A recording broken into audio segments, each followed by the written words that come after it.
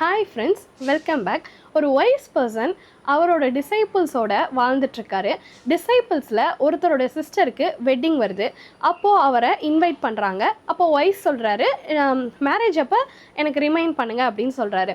So marriage அடுத்த நாளுன்னு இருக்கிறப்போ வைஸை போய் இன்வைட் பண்ணுறாங்க. அப்போது ஒரு 5 kgs ஆஃப் பொமக்ரானட்ஸை அந்த டிசைபிளோட கையில் கொடுத்துட்டு ஹாப்பியாக போயிட்டு வாங்க அப்படின்னு சொல்லிடுறாரு. அப்போது டிசைபிள்ஸ் போகிற வழியில் பேசிக்கிறாங்க, எனக்கு எந்த ஃபினான்ஷியல் ஹெல்ப்பும் வைஸ் பண்ணலையே அப்படின்னு சொல்லி பேசிகிட்டே அந்த ஊரை ரீச் பண்ணிடுறாங்க.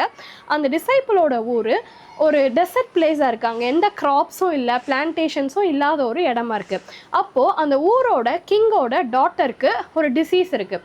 ஸோ டாக்டர் சொல்கிறாரு, இந்த டிசீஸ்க்கான மருந்தை பொமக்ரானட் ஜூஸில் கலந்து கொடுத்தா அவங்க ரெக்கவர் ஆயிடுவாங்க அப்படின்னு சொல்கிறப்போ கிங் கிட்டேருந்து ஒரு ஆர்டர் வருது, யார்கிட்ட பொமக்ரானட்ஸ் இருக்கோ எடுத்துகிட்டு வாங்க அப்படின்னு.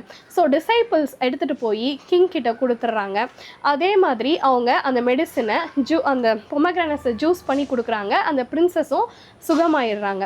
ஸோ இவங்களை பற்றி அந்த கிங் கேட்டு தெரிஞ்சுக்கிட்டு அப்போது அவங்களோட சிஸ்டரோட வெட்டிங்கை ஒரு ராயல் வெட்டிங்காக பிளான் பண்ணி நிறைய வெல்த் கொடுத்து நல்லபடியாக சக்ஸஸ்ஃபுல்லாக அந்த சிஸ்டரோட வெட்டிங் முடியுது. காட்ஸ் பிளான்ஸையும் வேஸையும் நம்ம நிறைய நேரத்தில் அண்டர்ஸ்டாண்ட் பண்ணிக்க முடியாது. ஸோ டெசர்ட்ஸ் மாதிரி சிச்சுவேஷன்ஸும் வில்டர்னஸ் நமக்கு இருந்தாலும் அதுலேயும் அவர் நம்ம போஷிக்க போதுமானவராக இருக்கிறாரு. பைபிளில் இப்படியாக ஒரு வசனம் இருக்கிறது, வனாந்திரத்திலே வழியையும் அவாந்திர வெளியிலே ஆறுகளையும் உண்டாக்குவேன். ஸோ நீங்கள் வில்டர்னஸில் வாக் பண்ணிகிட்டு இருந்தாலும் இந்த சிச்சுவேஷனையும் அவரால் மாற்ற முடியும், இதையும் ஒரு சக்ஸஸ்ஃபுல்லாக மாற்ற முடியும். இதே மாதிரி ஒரு நல்ல ஷார்ட்ஸில் உங்களை மறுபடியும் மீட் பண்ணுறேன். பாய்.